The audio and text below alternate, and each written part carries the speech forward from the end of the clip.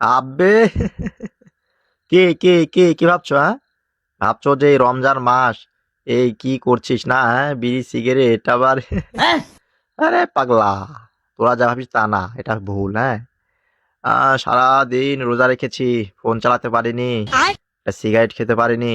তাই ভাবছি যে ইফতারি পর ইফতারটা শেষ করে ঢুকে পড়েছি টয়লেটে। হ্যাঁ, একসাথে দুই কাজ, ফোনও চালাচ্ছি আবার সিগারেটও খাচ্ছি। হ্যাঁ, আহ পুরো শান্তি, কি শান্তি লাগছে। ও বাবা, মনটা ভরে গেল। সারাদিন কিছু খেতে পারিনি। হ্যাঁ, বুঝতে হবে না? আহ